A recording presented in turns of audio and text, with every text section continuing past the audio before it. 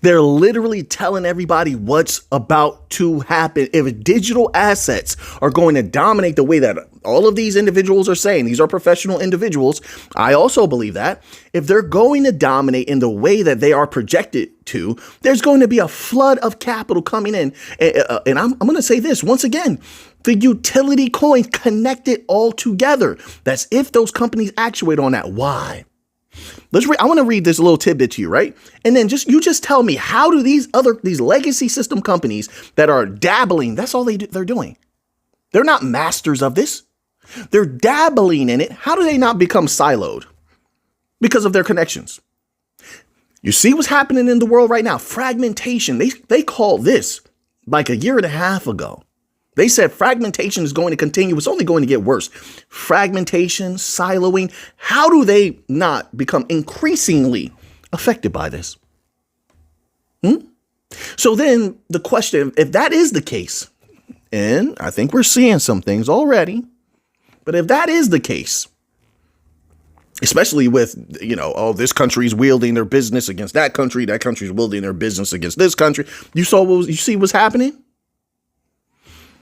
A lot of the gloves have come off lately, have they not? Okay, we won't go too deep into that, but I need to establish that to show you fragmentation and siloing happening in real time. Oh, you want to buy this, what do they call that stuff? Oh, this designer brand? Well, you don't need to get it for that high price over there. We actually make it. Yeah, we make it. And we give it to them. So now the people are literally videotaping themselves ordering from that other source for a lower amount, despite whether it's true or not. I'm just showing that's called siloing. Those businesses have been injured. So that's fragmentation. Now those two sides there's a chasm growing there. So now if no one wants to lose value, no one wants to lose business. If you want to make up that lost value in the future, that lost power, that lost reach, you're going to need something that's neutral, number one, because you're not going to trust each other after that, right? Number one, you're going to need something that's neutral. Two, you're going to need something with global reach. Global reach. Who offers that? Do you know? Could you tell me who offers it? The bank coin companies. Yeah. They have great relationships in the East, great relationships in Europe, right? Great relationships in the West, in the South, everywhere. You think that that's not strategic? They didn't know? They definitely knew. Then you get articles like this that are telling you. This article is titled, we had to go through all that to get to here. This article is titled, The Digital Asset Primer, On-Chain Tokenization for Payments Professionals. Right. How many people actually saw this article, read this? I just want to show you something here. Let's skip down to this section here that says the sentence beginning with "It's all happening." It says it's all happening by way of tokenization on the blockchain. Really? On-chain, keep that in mind. On-chain tokenization is moving from concept to practice. Yeah, it's being unleashed this year. With players like, listen to this, Visa. How are they not going to be siloed in the future? Fragmentation is not going to get them. MasterCard, have you heard of what's going on with all these big companies lately? Some of their problems. Interesting, isn't it? JP Morgan, have you heard of some of the... Folks, listen. They're going to need the global reach. They're going to need to be connected. I believe, I could be wrong, but keep an eye on this. I know sometimes I say about things and I don't know if I convey my vision clear enough, but I promise you I've given so much thought to this. I believe there's a point where all of these companies have to interact with bank coin companies that have true global reach for a variety of reasons. And they could even do it very low key where it's not known to everyone. But in order to conduct more business, not be siloed, not be hindered by the battling that probably is going to go on for quite some time between the West and the East and a few others, they're going to have to utilize the services of those bank coin companies. I believe so. Then it says here, so it says Visa, MasterCard, JP Morgan, and other commercial banks. The banks themselves, listen, they need to maintain a global presence, or they want an increasing global presence. What they've been able to do has been severely limited in its scope. They didn't want that in the beginning. They don't want it now. They want a very obtuse reach in scope. All right. Something amorphous where they can get to play a little bit, make more capital, expand if they want to, especially small, medium sized banks where they can call their own shots for a little while and not be so much under the thumb of the central banks, which have released documents that indicate that they're willing to step on the toes of the commercial banks that we've literally read and watched some of their meetings where they're complaining, some of their representatives complaining about the possibility of central banks bypassing them and stepping on their deposits. Because when you have a CBDC what do you need this commercial bank for? They can just deal with the central bank directly if we're talking about central bank money. This is what they were saying. It makes complete sense. So for the central banks, like in Europe, was one of the documents we read. I believe it was in association with the ECB. They literally were talking about a concept that would step on the toes of commercial banks. This is 2 years, folks, 2 years after they said, no, we won't do that. That was at the beginning. But now that they're almost complete with their testing and ready to roll out the CBDCs, whether wholesale or otherwise, retail, whatever, their research is almost done. It's almost time to cook. Now their tune has changed. You think commercial banks haven't seen that? Listen, the commercial bank, the lesser banks, are going to gobble DLT up so they can have a fighting chance, a thriving chance. Their system is on toothpicks, whether people are covering it or not, like it or not. You can look this information up for yourself. Thousands upon thousands of banks are on the problem list. There's different tiers. What they show you from time to time is like, for example, the top tier. Let's say tier A. And they'll show you this allotment of banks and you're like, well, that's not that bad. That's just tier A. They break it down by which ones have that's the most severe problems. But the tier below that could collapse. The tier below that could collapse. It's still severity there. It's just, this is the most severe. That makes sense? So what they're showing you is it's like an illusion, but you can get the list. It's not that it can be difficult to find that list, but it is there. You can find the list, thousands upon thousands of banks. So I could even go deeper with that. So their system is in trouble. They need something as a life preserver, and that's this. That's why they're all rushing here. That's why you're getting articles like this. They're rushing. It says for chief financial officers and corporate treasurers, tokenization isn't just a tech issue. It could represent a capital strategy shift. Why? There's always the why. Why? Let's keep going. As recently as Friday, Theyre Capital announced a partnership with Block Square. They're all coming to the table.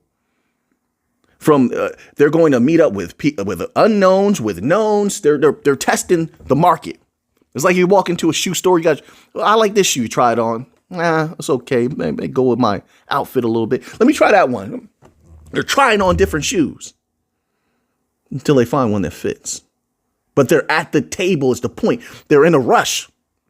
Anyway, partnership with Block Square to tokenize, quote, a substantial portfolio of commercial and multifamily real estate assets, unquote. Here's the thing about like real estate and farmland, things like that. I'm telling you, at some point in the future, once tokenization really takes off, there's no way that's not changing hands constantly until there's not a buyer left. But somebody's going to buy it, put a little percentage on top, move it. That person bought it. They're going to put a little percentage on top, move it until the value is so maxed out that nobody wants to buy it. But those things are going to change hands constantly, and they're going to be fragmented. Okay, so this time we split the building in half. You buy this half, I buy that half, right? That's how it was originally sold. I'm putting a scenario out there. This is how it's going to work because this is how they maximize. This is how everybody gets a piece and they eat. So I buy half of the building, you buy this half. Well, with my half of the building, guess what? I never intended to keep it. I'm gonna put a little extra value on top of that. Boom. And through tokenization, you can do that in a lot of different ways. Oh, you buy this piece of the building. I split my half into a half, and now I'm selling it as two different pieces, the top floor and the bottom floor. Right? There's separate rooms, offices, etc. Remember, we're talking about commercial real estate, okay? All right. You see how that works already? No, it's not much different. So you buy this. Maybe I don't even have to put a percentage on top, but these coins, there's the systems award you with these coins. These coins collect value the longer you hold them, etc. You know how all these systems work. Things like that. Then that person acquires this upper floor and the bottom floor. They have 4 offices each. Wait a minute. But over the years, even with legacy offerings, people have begun to just rent out the individual office spaces. Not one company just owning all the offices on the floor anymore. No, they were renting out big time. Remember that? Like 4 years ago, that was like all the rage.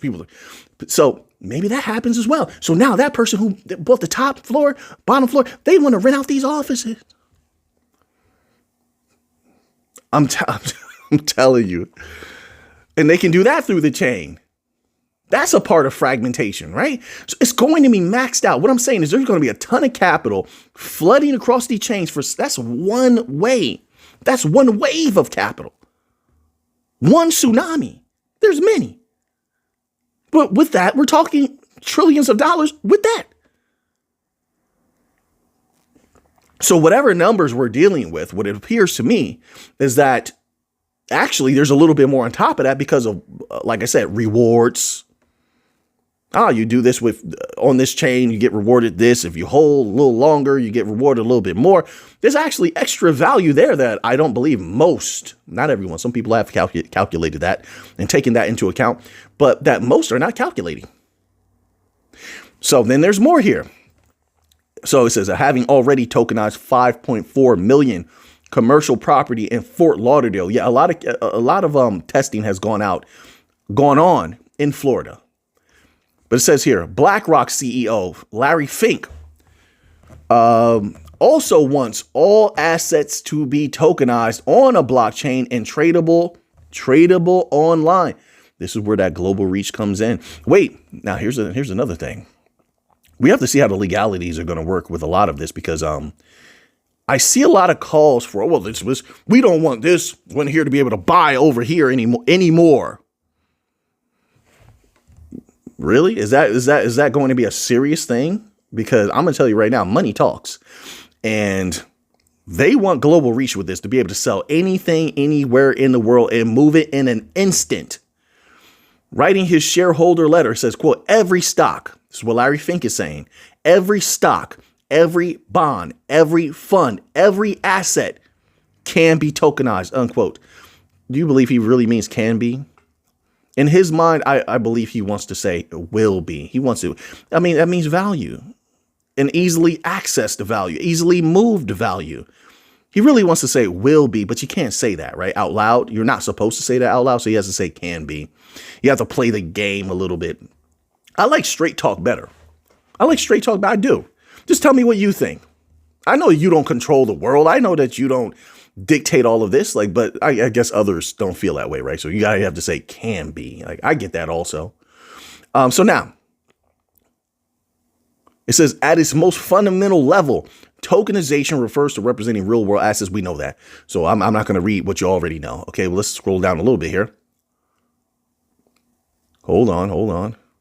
The relevance for payment leaders, cross-border payments, treasury management, and programmable contract. Look how they ended strong. I'm telling you, they have to move everything on chain for trust, for verification. They need those smart contracts. So then that brings into question. Who's the best of the best when it comes to smart contracts? Wait a minute. Hold on. there's a few companies that have been praised by the big businesses quite often for everything, especially their smart contracts. Who could that be? Who could that be?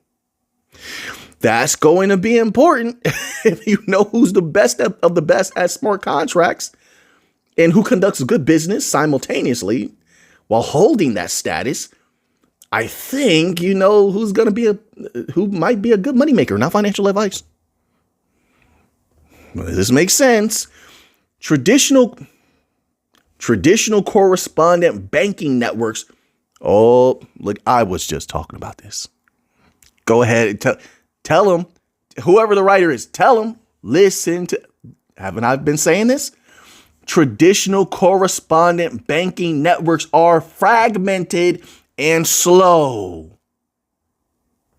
Let's put the slowness to the side. We know that. Fragmented. I don't think it was in this video. The video I recorded before this, I was talking about fragmentation. You've heard that a lot on this channel. It's one of the keys to our victory. They cannot solve it, but we do. Tokenized.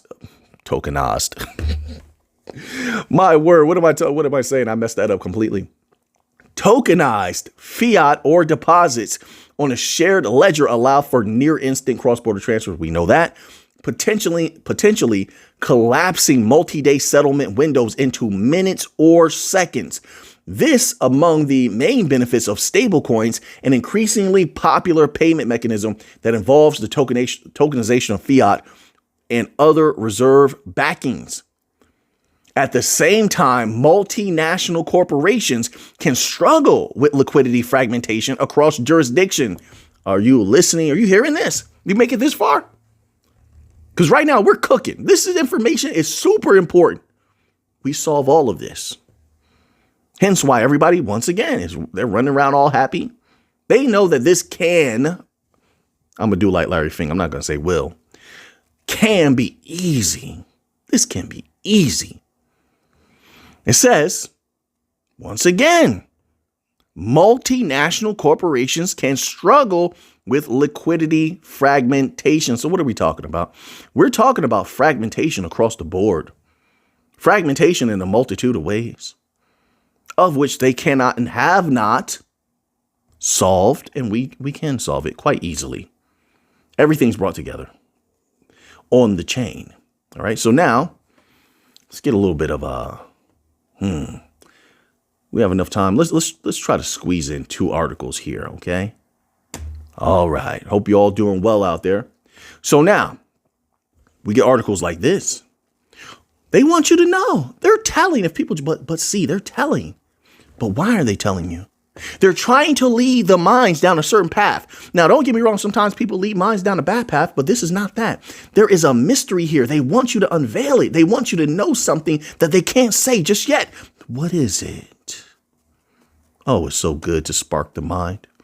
Ripple director confirms XRP ledger will post-trade infrastructure for all, will power post-trade infrastructure for all hit and roll prime brokerage services.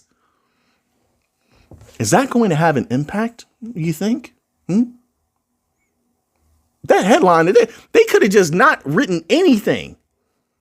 That headline tells everything that we need to know, literally.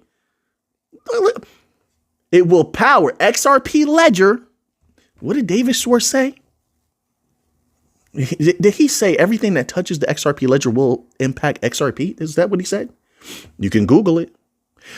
So XRP ledger will power post-trade infrastructures for all. I could read that so many times. Oh, man. Anyway, it says here, Ripple managing director for UK and Europe, Cassie Craddock, so they name dropped here, so you can look this up, has confirmed that the XRP ledger will play a central role in Hidden Road's post-trade infrastructure. Sorry, a little air in my chest. I have to pause every once in a while. When I talk too much, I get air in my chest. All right, so now, it says this will enable seamless bridging between digital assets and traditional finance. Yeah, and it's a hell of an advantage as well, pardon my language. In parallel, Craddock stated that the XRPL will power all Hidden Road's Wait, now that's not me. They're literally just saying this over and over again. Hold on a second. Let me skip past that. Like Mickey already said that like twice. Like, wait, they've said it like 3 times.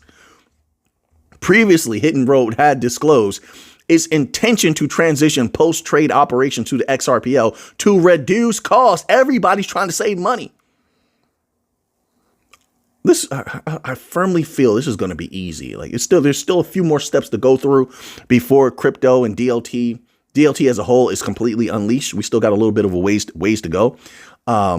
But once it's all done, I feel like this could be very, very easy. Trillions flooding in at some point. Of course, like I said, I don't control these things. It's just my humble opinion, not financial advice. It says, and settlement efficiency. Ripple executives noted during the acquisition announcement that Hidden Road processes $3 trillion in annual transaction volume. So they want you to know these pieces of information that if you add them up, where does it lead you? What conclusion? So they want you to know how much they process, 3 trillion. They didn't have to say that. How many times have we had announcements come out and we don't know about these entities that these Bankcoin companies are dealing with? Then we have to go dig it up and look at their financial documents, etc., and uncover it ourselves. Okay, so that shows that they don't always do this. So when they do it, there's a reason behind it. They must want us to know this information. Okay, they process $3 trillion annually. Then also now they put this out that they're going that the XRPL will handle will power post-trade infrastructures for all Hidden Road prime brokerage services. So like I said, so they gave us this piece and then this piece. You put it together. What is that supposed to allude to? Now, is it a guarantee? No, they have to do this, actuate on it. They have to actually do this. And showing is better than telling, but as we are researchers, this is definitely significant. It's not something we could just pshaw and just write off. Not at all. All right. So now let me get this little bit of Bitcoin news in here. So everything's looking good on the utility coin side, as far as I'm concerned, looking very good. So now Bitcoin whales pundits continue to stack throughout April. Data shows. So the data is exposing the truth. Despite what a lot of articles say, and a lot of them seem very bearish on Bitcoin the last few weeks. So you did got a little bit of bullish in there. But this is exposing the truth. Oh, so they're stacking, huh? Why? Maybe an explosion coming? Maybe all those catalysts remain? Yes, they do. Over 60 big bag Bitcoin holders were added throughout March and April as the price of Bitcoin slumped. Oh, maybe they saw what we were all seeing here. Right. Despite any volatility, the bullishness of Bitcoin has not changed. Right. The number of addresses holding more than 1,000 Bitcoin has surged in April as whales continue to accumulate. More than 60 new wallets holding over 1,000 Bitcoin have appeared, and it looks like Bitcoin is green right now at the time of this video, have appeared since early March, a signal of increasing whale activity. Why? The only time that happens is something positive is going to come out of this, right? All right. The number of these whale wallets has increased from 2,037 in late February to hit a 4-month high of 2,107 on April 15th, according to Glassnode. This has returned the metric to levels seen in 2 spikes in whale addresses in November. Was that an interesting time? I don't know. You tell me. November and December. All right. Wait. When crypto markets were surging. I'm trying to keep some of my opinion to myself. I'm just trying to just, I have a lot I could say. This, I like to watch out. I like to watch out for setups. I ask questions and I like to go by solid information. I'm not so trusting, you know what I mean? Because I feel like a lot of what's going on in these markets when they're hot, it's a lot of manipulation that goes on. I'll just leave it at that. All right. I'll leave it at that. Get you out of there, buy some Bitcoin for a little bit lower, knowing the whole time it's bullish. Come on, man. Although all these articles, Bitcoin bearish and it's going down. Is it? Sure about that? So this is interesting activity. Bitcoin apparently is super bullish. It remains super bullish. Whales continue stacking. On April 18th, Cointelegraph reported that Bitcoin whales were absorbing the asset at record rates over 300% of the yearly issuance while exchange balances were falling. Shout out to this website here, Cointelegraph. They do a very, very good job, in my humble opinion. I don't know any of them. I don't know these people. I just know that their articles are pretty good. Although I don't always agree with them. But then again, who do we always agree with? People sometimes disagree with me. Sometimes I disagree with them. It's all good. You know, we have to have different thoughts. That's how we generate new ideas, powerful ideas. By being unique and different, we find different pathways that can at times be powerful. So now that you have that information, what are you going to do with it? I know what I'm going to do with it. So until next time, everybody, let's get to the money.